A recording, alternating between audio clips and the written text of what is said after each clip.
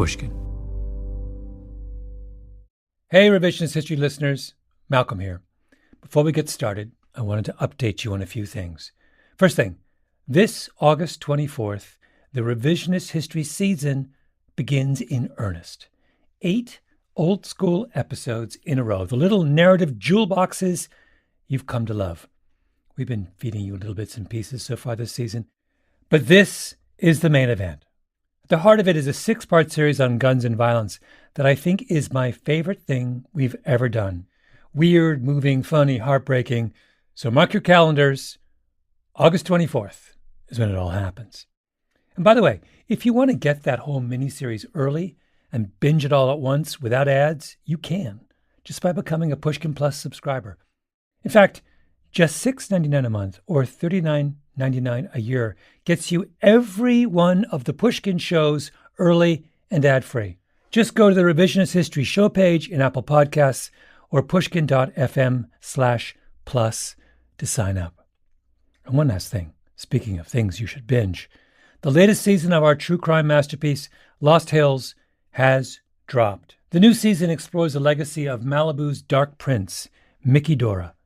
Mickey was a surfer known for his style, grace, and aggression, who ruled the Malibu beaches from the 1950s to the 1970s. Celebrated for his rebellious spirit, he was also a con man who led the FBI on a 7-year manhunt around the world. Believe me, this is a show worth a listen. So sign up for Pushkin Plus, and you can binge this one too.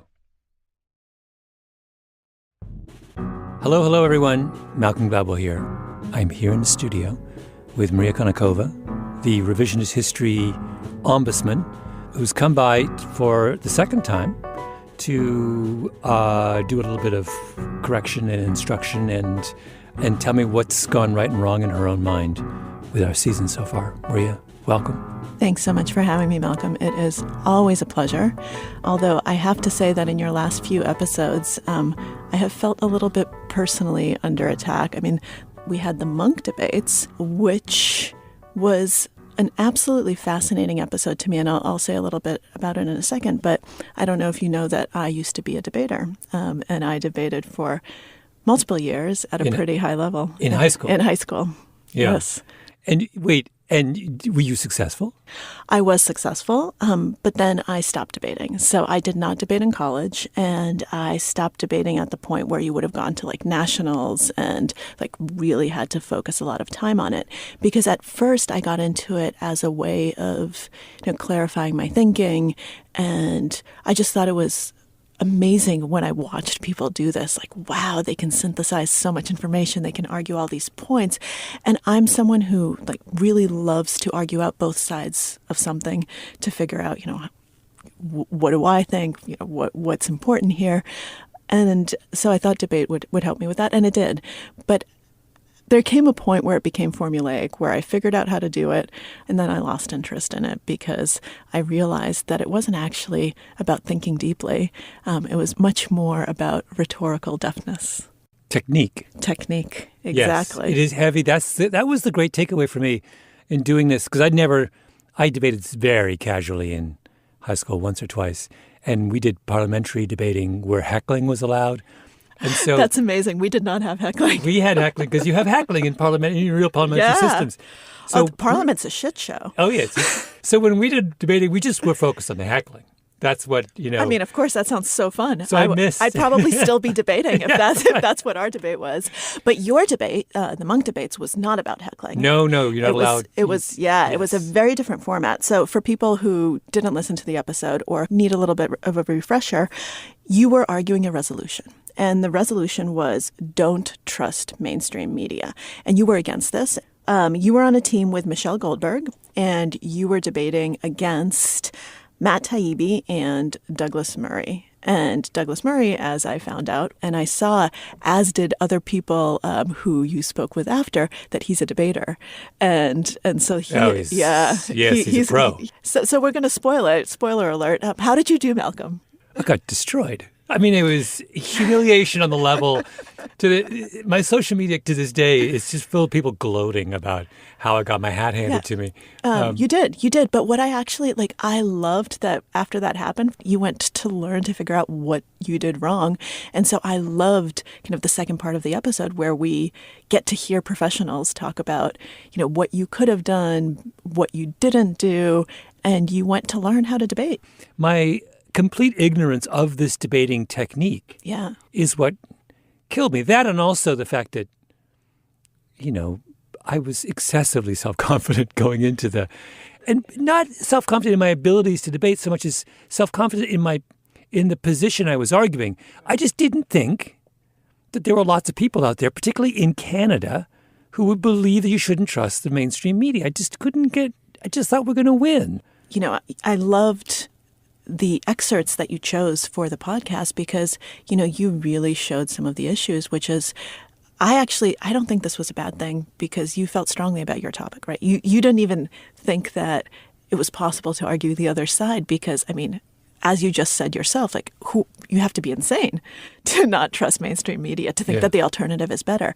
And so you brought a lot of emotion to it, which I think is good from a human point of view, but from a debating point of view is not necessarily ideal and can cloud your ability to hear the other side's arguments, what they're actually saying, whether they're twisting your words, whether they're twisting the actual premise of the debate. Yeah. And that's, I think, where you got, so to speak. Yeah, it's funny because I'm not normally someone who does rise to debate. I'm not normally someone who's terribly emotional. I don't really get angry much, but in that there was something about that context that just I got pissed off about halfway through. Yeah, and I just couldn't keep it in. Yeah, and you could tell that you were pissed. I really think that Douglas Murray is loathsome. All right. We'll have that on the record. But that gets to kind of the psychological heart of it, though, because what we know is as soon as he presses that button and you actually become enraged and you become emotional, your logic goes down a little bit, your ability to process information goes down a little bit, and your ability to listen goes down a little bit. That's why when we're in an argument, we want to be the one who does not get emotional, right? You want to be the one who steps back. You want to be the one who says, okay, let's take 5 minutes. Obviously, when you're on stage in front of an audience with someone you find loathsome, you can't say, okay, let's pause this for 5 minutes and take a step back. But it actually made me think some of the criticism that you got was not listening well. And it made me think, and this gets to the heart of why I quit debate, of something that I learned from con artists. So a few books back, I wrote a book about con artists, and I spent multiple years with con artists, and I learned all of these fascinating histories. And there's one con artist, totally fascinating character, Victor Lustig. I don't know if you've heard of him. He styled himself as Count Lustig, even though he was not a count. This was early 20th century. So Victor Lustig is most famous for selling the Eiffel Tower, not once, but twice to two different groups of investors. So he was very good at what he did. And he wrote something called the 10 Commandments of con artists.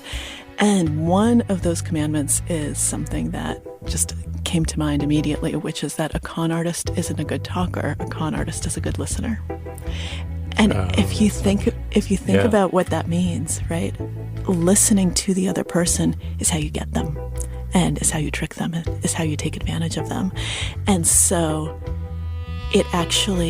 that's what came to mind when I was listening to this debate. And I thought, wait, a debate is a con in a lot of ways. That's interesting. It's kind of a way to, if you're the better listener, you're actually going to be the better talker, and you're going to be able to take advantage, because con artists are great talkers, right? They're silver-tongued, but listening is at the heart of it. But here's the other thing I was thinking about, with respect to debating. The second way in which debating is kind of not a trick, but... Oh, it's a trick. Well, a version of a trick. And that is that I realized that my normal way of going about the world is I take in information and don't respond immediately. I tend to turn things over for a long time and decide how I feel a long time later. Might be weeks later, might be months later, I'm someone who I'm a slow processor. And slow processing has been very useful for me. The debate form does not advantage the slow processor. I was in a situation where all of a sudden I had to do in real time respond to people. I can't do that. Yeah. I don't have and Douglas Murray, a great debater, his great advantage is his fluidity, right? It's just like it comes in one ear and boom, he has a response. And I'm still thinking about it. Months later, I'm still thinking about, should I have said, in that. Yeah, and it's a skill. It's a skill. And that's, at the end of the day, that's what I came away with, that debate teaches you very useful skills of fluency and of conning. Yeah. I want to make one additional point about this. Please do. When I went and hung out with the Brooklyn Debate League, they were my tutors in how to be a better debater. The one transcendent value in learning to debate, remember that the kids that at the Brooklyn Debate League, that they're most concerned with, many of them are from less privileged backgrounds, right? They're talking about kids from poor areas of Brooklyn. What debating allows is for these kids to be heard on subjects where normally no one would ever pay them the slightest attention. So you tell a 15-year-old kid from Bushwick, we're going to debate immigration policy. And not only do they get to talk about immigration policy and people have to listen, but it allows them to almost have another identity. And these are kids who never have a chance to have another identity. Yeah. Right? And that's what is an incredible gift that's being given to them by allowing them to stand up and inhabit a way of thinking or a set of opinions that would otherwise be denied to them. No, that's amazing. And I think that is something that is actually incredibly special about debate. So let's just caveat and put that as an asterisk, that it can give you tremendous skills. It can give you confidence. And especially, someone like me, I didn't speak English when I came here. I was an immigrant, didn't fit in very well. And that was also a way for me to fit in at first. Yeah. So there was actually one listener email that came in, which actually raises some of the things we've been talking about. So here's what Jonathan writes. So what if we learn to listen to each other in debates? I've always struggled with the benefits of any debate. Does winning a debate matter anymore to the well-being of society as your favorite NBA team winning a game matters? Does a society full of expert debaters achieve something our current society cannot? And I think this was actually a really important question and something that we've been touching on, because while I think that, debate has given me a lot of positives, and as you say, kind of this group in Brooklyn, it's definitely giving them a lot. Those skills of, fluidity and being silver-tongued are not necessarily, I think, beneficial. Mm-hmm. Well, the question is, are there sort of spillover effects, like listening, being someone who learns to pay attention carefully to what people are saying is a really important skill that you can only gain through practice. That's very true. So to the extent that debating is really listening practice, then I think it's really useful. A lot of what's difficult about listening and why I think we think of it as an imperiled skill is that listening is about the negation of the self, right? It is. I is not important. Mm-hmm. It's you who are important. And there's so much privileging of I these days. I've always wanted to I have a little alternate fantasy where I teach an English class for a year. And I would like in my English class... Can I take your class? I don't know if you'd want to, but one of the rules I would have is we're going to write a series of things over the course of the next year. And my rule is you can never, ever use the word I in anything you write for me, right? No I's. If I see an I referring to yourself in anything you write, you fail, right? And just that, I feel like the discipline of forcing someone to always be talking about the other and to distance themselves from their own perspective would just be incredibly useful. Yeah, and the New Yorker would be very happy that they have a whole generation of writers who don't use I. I tried so hard for so long when I was a New Yorker writer not to fall into the I trap. And then, eventually you're like, oh, you give in. You're just like... Speaking to this journalist. I know. It's just so disingenuous. And the English got around this by saying one. Yes. One listens to one's perspective on one. And what does one think about this? The problem is that you get into the multiple one then, and once you commit to using one once, you have to keep, and you're like, oh, please, just stop it. It's really annoying. And it's not just annoying, it makes it difficult to understand because it's actually unclear. Yeah. Let's take a quick break. The second thing I wanted to talk to you about today is the importance of precise language. Even if that language might make you uncomfortable, even if that language might not be nice, so to speak, but the importance of saying precisely what you mean. And I actually started laughing out loud at this listener email that we got. So I'm taking the liberty of writing as an admirer of Malcolm Gladwell's work to share my humble opinion on the use of swear words and vulgar language in your content. There is no doubt their use and proliferation has become part of the zeitgeist. It seems people feel that even in formal contexts, they lend an air of cool and nonchalance, helping them avoid coming across as stuffy and staid in a culture where everyone eagerly wants to be hip. What they don't realize is at the same time they cheapen the language and give it an air of tawdriness. It's the opposite of classy and also reflects laziness on the part of the writer. I hardly doubt Pushkin would have used such curse words in his writing. And this is where I just lost my shit. Because this is someone who has never read a word of Pushkin. Pushkin is the most foul-mouthed poet, just, I think, in Russian history. And this is among other foul-mouthed poets. There is profanity in Russian language. And it's not just profanity, it is profane profanity. And your namesake company, Pushkin, is named for someone who was so enamored with precision in words, with using the right word. And he has an entire poem that laughs at censorship and at people being snooty about language. I'm not going to actually read that poem, but I was going to read a few Pushkin lines. Love this. So let me just give this gentleman a taste of what Pushkin's writing is actually like.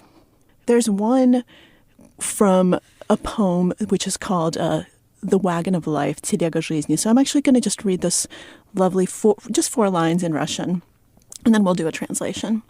С утра садимся мы в телегу, мы рады голову сломать, и, презирая лень и негу, кричим «Пошел, ебёна мать». Russian is such a beautiful melodic language. Yes. So this is just my rough translation. In the morning, we get into this cart, which is, this wagon of life. We are happy to challenge our brains. Literally, it says break our heads, but that's not idiomatic. So, and detesting laziness and leisure, we yell, "Get moving, fucking mother." But it's not, fucking mother is the literal translation, but that does not even begin to describe it. So in Russian, the word to fuck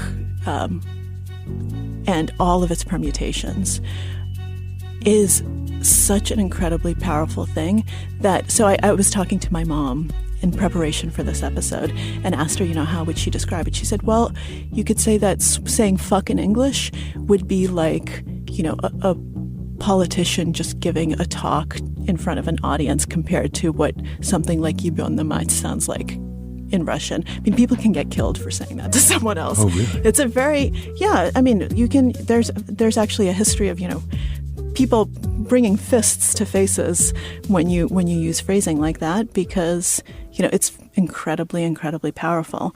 But your voice changes when you speak Russian in this really interesting way. I'm falling in love with you speaking Russian in a way that I'm... That's very funny. Can we do an episode where you're just speaking Russian? Yeah, absolutely. Let's do it. It's not just me who thinks that this is so incredibly important. If you look at, Russian history, the use of swearing is an incredibly important part of the language, part of expression, part of kind of communicating clearly. And in fact, Dostoevsky wrote back in 1873 about how the single word "huy," which means prick, dick, but it's both prick and dick and cock, like all of those words are not not quite right, but the male sexual organ, how you could basically describe everything and every single emotion in the Russian language with that one word and its permutations, and how he thought that it was just awful that because of censorship he couldn't actually use it. Yeah. And so he has just this whole big thing on it. And this is Dostoevsky. Yeah. So if you had named your company Dostoevsky instead of Pushkin, he also would have been on board. Can I just venture a mild defense of our letter writer? No. Yes, please go ahead. Which is, I think that what the letter writer is arguing against is sloppiness. That sometimes people use profanity when they can't be bothered to express themselves more articulately, more clearly, more specifically, more. In other words, it becomes a kind of crutch. But the careful and the choice use of profanity, it can be very powerful and sometimes even beautiful. Absolutely. And there are times, I remember I had this conversation with, it's funny enough, a friend of my brother's is a Mennonite pastor who is writing a book about the use of profanity in the religious context. And he told me this story about a woman whose sort of life had collapsed, a series of incredible, terrible things had happened to her. And she relates this to her friend, and her friend, who was someone who would never in a million years use a profanity, used a profanity. And it was this incredibly emotionally important moment, because what the woman who was suffering needed at that moment was someone who understood the magnitude of what had happened to her. And the only way for a very strict religious person to express that was to swear, was to go into forbidden territory, right? Like, that's really beautiful. And I don't think our letter writer would disagree with that kind of use of profanity. I don't know. Our letter writer seemed. I'm just much more generous towards. I'm not. I get so. One of the reasons I get so riled up about this is the letter writer has a lot in common with Vladimir Putin, because back in 2014, Putin enacted a ban on using the 4 base swear words in Russian in any sort of cultural or artistic expression. So hui, which we already talked about, yebать, which was in the Pushkin poem, so that poem would have been censored and would not have been allowed to be published, and Pushkin could have actually been put in jail. Pizda, which is kind of your female nether regions. All of a sudden, Maria, you are resorting to euphemism. It hasn't stopped you in the previous 10 minutes. Exactly. And blять, which is slut. But normally you just use it as a daily exclamation in different permutations. So those 4 words are banned in the Russian language. And this was around the same time that he was, enacting all the anti-gay stuff.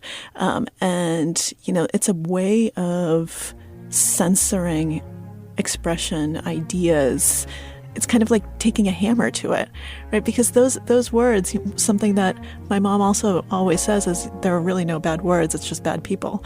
Yeah. And so by banning these words, he's showing that he's one of the bad people, because you can hurt someone much more. Just like you said, that using swears judiciously can be beautiful and can just be very powerful. You can hurt someone without swearing. Mm-hmm. You can really just skewer them and just be absolutely vicious without using a single bad word. Yeah. No, and it's all in the intention. It's all in the person. It's all. So the moment I see any kind of censorship, it's kind of like you in the monk debates. My emotions start getting riled up, and I start wanting to say no. I'm basically always against anyone who says you should not use some kind of language. Yeah.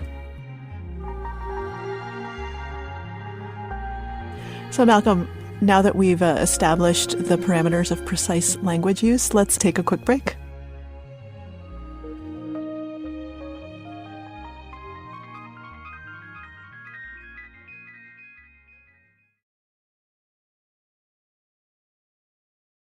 All right, we're back.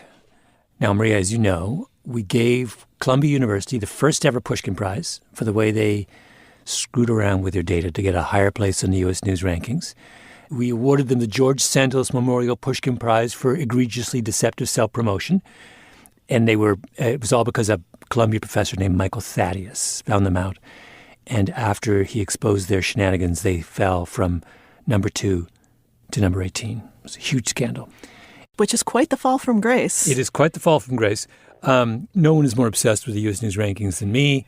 No one was more delighted to see Columbia tumble so far and so fast.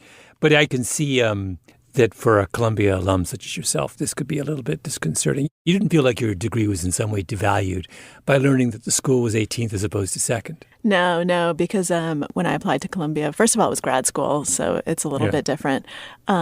But secondly, it was not number 2 because this was pre-manipulation. So, I mean, I'm sure there was still manipulation, but I started grad school in Columbia back in 2008. So this was a while back. I think the manipulation may have started by then. Okay. It's one thing we don't know. Right. Columbia has not come clean about, they've given us no knowledge at all about the extent and breadth of this conspiracy. But I think it's reasonable to assume that it may well have started in the 90s. That's actually probably accurate. Yeah. And the show we just did about it, I asked Revisionist History's resident data scientist, Lauren Lavelle, to reconstruct what Columbia did. But I also wanted to know, and this is crucial, is there a way they could have cheated so they wouldn't have gotten caught? In other words, is there a way they could have climbed into the top 10 without having run any risk of exposure? And so Lauren sat down and went through the data and figured out a strategy to make this happen. So we're trying to do like a more sneaky route of getting them into the top 10. So in 2023, Duke and Northwestern tied for number 10. So we're looking to get the same score as a Duke or Northwestern, which is about a 92 out of 100. Lauren says that for Columbia just to beat those schools or tie them, they don't need to try goosing numbers like their graduation rate or their student-faculty ratio or even how much they spend on instruction. There's all kinds of reasons. They can just leave those particular metrics alone. I want to specifically keep the expenditures per student figure as close to reality as possible because those are publicly available figures and they're in the consolidated financial statements. And also since their spending is already so high, like blowing up that number further doesn't actually do much as far as ranking goes because it's already in the top like 98% of schools, like they're already a top ranking there. Instead, Lauren says, what Columbia could do if they want to cheat without getting caught is just to play with 3 variables. The percentage of class sizes under 20 students, the percentage of class sizes over 50 students, and the percentage of faculty that are full-time employees. So 3, totally off-the-radar statistics. Now, for each of these categories, Columbia gave numbers to U.S. News that didn't line up with what Michael Thaddeus found. The differences were enormous. So Lauren says, secondly, Columbia should just pick numbers that are about half as wrong. So somewhere in the middle between what they sent U.S. News and the truth. And if all they'd done was those subtle tweaks, they could have cracked the top 10. And what I arrived at was the combination of those values gives us a rounded score of 92, which ties Columbia with Duke and Northwestern for 10th place, which is kind of what we were aiming for. But of course, that's not what Columbia wanted. They wanted to rule the rankings, and that's why they blew themselves up. Because climbing higher in the top 10 is really, really difficult. So, we have to start making bigger and bigger fabrications in order to keep climbing places, which lends to that idea of the synergy between the ranking metrics, right? Like we have to tweak many variables, and in some cases by a lot, to start seeing any appreciable change in score. Like inflating 1 or 2 values just doesn't really do much for us. And what Lauren Lavelle is saying is that if Columbia just fiddled with 3 incredibly obscure metrics and just casually ease their way into the top 10, no one's going after them. Yeah, that's absolutely true.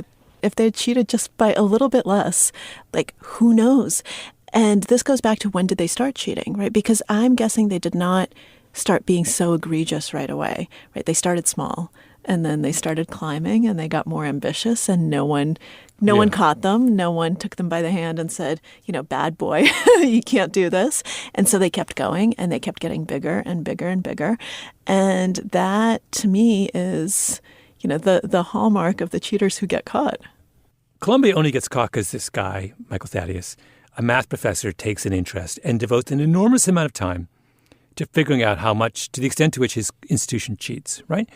No one else is checking. So right away we have a suspicion there may be more cheating going on, because how many of these obsessive, devoted math professors out there are there who have the motivation to look, right? Not like the government's looking, or U.S. News is certainly not looking, because if U.S. News, the minute that they claim to verify the validity of the data they collect, then they're liable in the event of a fraud. Yep. So they very clearly say, we don't check anything. Yep. Right? It's on you. So anyway, the reason I bring this up is I'm walking down the street in Manhattan about 2 weeks ago, down 22nd Street. Okay. Guy stops me. He goes, Mr. Gladwell. I go, hi. He goes, yeah. Big fan of revisionist history. I read that thing you wrote about Columbia, and I got to thank you because it brought me all kinds of clients. Uh-oh. And I was like, wait, what? I was like, what do you do? He goes, I'm a lawyer. He goes, what clients? He goes, well, you can imagine when other schools learned about what was happening at Columbia, they realized they had some legal exposure, and they called me. So I got all these clients now. And I was like, wait. And then I said, well, tell me more. And he's like, oh, I can't. And then he walked away. And I said, well, I gave him my email. I was like, he didn't email me. Of course he didn't. He didn't. So, but that exchange makes me think, wait, so what is he saying? Is he saying that lots of schools are cheating? They see that Columbia got busted, and now they're panicking and they're calling him to figure out whether they have legal exposure? Is that what he's saying? I think that's what he's saying, because as the moment you started telling the story, and it didn't even occur to me until this conversation, but of course everyone cheats on the U.S. News rankings. And in that case, right, if everyone's cheating by a little bit, then the rankings are actually probably still pretty accurate, because if every single school is trying to bump themselves up a bit, then it probably kind of all evens out. But I'm guessing no. No, Maria, I'm totally disagree with you. Not with Columbia, right? The people who are doing it egregiously, obviously, it doesn't even out. No, it's not. What a better, more plausible explanation is there's a cheating arms race. Yeah, that somebody fiddles a little, someone else realizes that their peer is fiddling a little, and they fiddle a little bit more, and then Columbia is the culmination of a whole series of... Got it. So Columbia is the nuclear explosion. Got it. But yeah, it made me realize, how many people are cheating, how many schools are cheating on the rankings, how many are actually being smarter and just cheating smarter, and not yet as cocky as Columbia became. Because that's the other thing, right? The more you get away with it, the longer you get away with it, the more confident you become that you will keep getting away with it. And that's completely rational. So as someone who studies this, I'm curious on this question.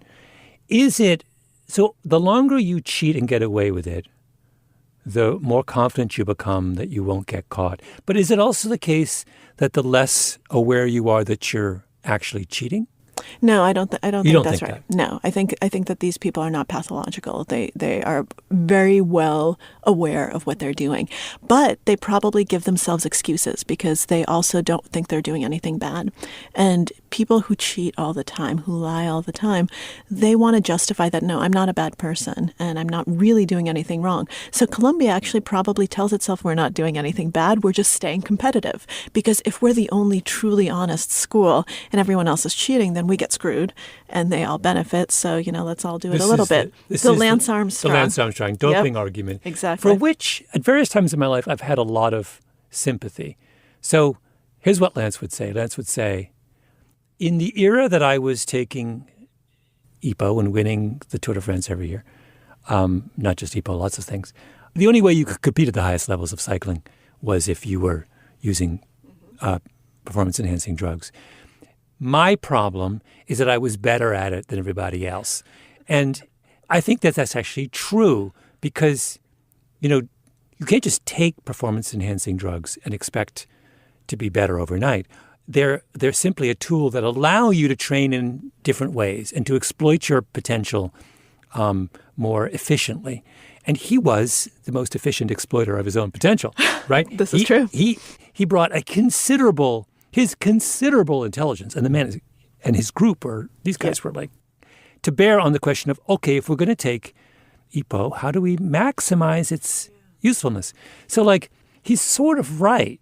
Like, if Lance is a less expert cheater, he doesn't get caught. Most of those guys never got caught. But it's also because he's so incredibly talented that people are going to scrutinize him more. Yes. And so he's like Columbia in this respect. You know, that the reason we care that Columbia is cheating is that it's Columbia. Yeah. Right? We're not, East Tennessee State, if they cheat on their U.S. News, we're not getting quite as upset. Right? We don't feel like the stakes are as great. East Tennessee State, no offense, please. But yes, point taken. Yeah. So, by the way, could I make a personal confession about cheating? On the weekend. Malcolm, what do you cheat on? I'll tell you what I cheated on. On the weekend, I ran in the Sharon, Connecticut Classic 5-mile road race, an annual road race. How'd you do? And I came in, I think, 17th. Nice, congratulations. I'm an old man. It was a good. But I cheated. Uh-oh. And I cheated because there were maybe other cheaters as well. I was wearing what they call super shoes. Ah. You know about this. There's I now do running know. shoes you can buy with carbon fiber plates. And there's a particular kind of running shoe made by New Balance, which combines a carbon fiber plate with what they call a high stack height, an enormous amount of cushion, and you kind of bounce down the road. And I heard about, and in certain races, these particular New Balances, you know, they're banned from formal competition. I could not wear these if I was running an Olympic marathon. But I'm like, it's the Sharon Classic 5 mile. There's like 50 people in the race. You know, it's Saturday morning. Like, I'm an old dude. Nobody cares. But technically, it was cheating. Well, was it actually banned? Well, is it formally banned? No. But it's cheating in the sense that it is a violation of the ethic of the sport. Okay. And it is an unfair advantage over everyone who was in that race who was not wearing carbon plate shoes with high stack heights. Well, if this were actually an important competition, I don't think you would do that. Are you saying that my race wasn't important to me? Do you? Yes, I am saying that, Malcolm. That is exactly what I'm saying. I felt mildly guilty. I was at the starting line, and I was looking at everyone's shoes to see if anyone else had these shoes. And I feel guilty. There was a conscious decision in the morning. It was like, because I have lots of legal shoes. Sure. And virtually everyone who's serious is wearing some kind of carbon fiber shoe. But this is the one that combines it with the high stack height.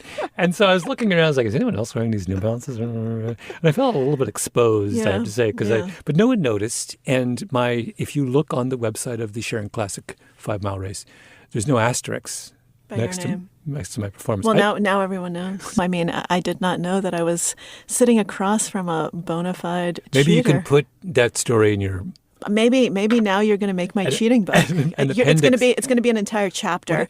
Malcolm Gladwell, the cheater. I just want to very briefly go back. We're nearing the end of our time. Yeah. I have one last little bit of business, which is, I've been handing out these prizes, Pushkin prizes. And we had talked a little bit about the first one, the George Santos Memorial Pushkin Prize for egregiously deceptive self-promotion. And, I love that you put memorial in there. That's hilarious. Well, his career is essentially over, so I feel like... Yeah, exactly. But there was another one I did, and I read this story by this student at Harvard, your school that you attended. A guy named Brooks. See, that was you put a little barb in there without any swear words. That's right. Some of my best friends went to Harvard. And they're perfectly nice people. They're perfectly nice people. So I found this student named Brooks Anderson who wrote an article for the Harvard Crimson in which he pointed out just how many administrators there were at Harvard. And so I called him up and I said, Brooks, can you do a little work for me? I want to know which school in America has the highest ratio of administrators to students. The perfect number would be 1, right? And I call that the ICU staffing ratio. An ICU in a hospital is characterized by the fact that there is a 1-to-1 ratio of staff to patients, right? That's the theoretically, baseline. yes. Yeah, that's the baseline. Often there's more, but that's the baseline. So I said, to what extent can we figure out if any college is coming close to an ICU ratio? So this is the second Pushkin Prize, the ICU Staffing Ratio Award. And I deputized Brooks to go out in the world and to do some research and figure out who is the closest to the magic number of 1. And so I just wanted to run through his findings. I limited him to the Ivy League plus MIT and Stanford, which seemed reasonable. And so he has, at the bottom was Brown, 0.14, then Columbia, 0.15, Columbia. There it is again. Columbia. Cornell, Dartmouth, MIT, Harvard, and the highest at a staggering 0.36 administrative staff to student ratio is Yale. The Bulldogs, they take home the prize, which means like you walk around the Yale campus, chances are you're 1/3 as likely to run into an administrator as you are a student, which is, I'm sorry, completely and utterly bananas, right? It is bananas, but I will actually push back a tiny bit on this because as someone who went to Harvard, we always were a little bit jealous of the fact that Yale students had more support, more resources, and wait, you were. I'm serious. You're right serious. now. I'm actually serious. You went to right Harvard, now. and one of your complaints was a lack of resources relative to other schools. Not relative to other schools, just relative to Yale. That Yale was a much more personalized environment where students actually had places to go, people to talk to, where there was a very big support structure that was actually pretty absent at Harvard. Like Harvard's a big school where you sink or swim. And I was fine with that. I loved it. Like I'm independent. I don't need it. I understand. I see your face. I see your face. But all of these people. Sink or swim. There are. No one's ever sunk in the history of Harvard University. Oh, some people have sunk. I mean, like, yeah, 1936, somebody dropped out. But all I mean is that administrators do serve a purpose for student support, student resources. I think that's important. And all of these people have jobs. So these are people who are getting paid money and making a living, and they'd be fired if you had lower ratios. And people are going, hungry babies, starving babies, Malcolm, starving babies. No one is saying that anyone needs to be fired. With the Pushkin Prize, we simply like to shine a spotlight on, shall we say, anomalous behavior by elite institutions in the United States. Come on. One administrator for every 3 students. It's getting. We're not talking about academic staff. Okay, so academic staff obviously is more important. And for the parents who pay the tuition that covers this enormous amount of administrative load. Fair enough. Yes. Maria, this has always been enormously fun. I will go home just thinking about your transformation when you speak Russian and how anyone with the privilege of hearing you speak Russian gets a different Maria. I love it. And Malcolm, I will go home thinking about your 17th place finish in your race that was life-changing for you, right? Yes, it was. Yes, it was. Thank you, Maria. Thank you, Malcolm. Revisionist History today was produced by Kiara Powell with Jacob Smith, Leeman Gistu, Ben Nadaf Haffrey, and Tali Emlin. Engineering by Flan Williams, Sarah Bruguer, and Kay Wang. Our music by Luis Guerra, fact-checking by Kishel Williams and Tali Emlin. Our showrunner is Peter Clowney. I'm Malcolm Gladwell.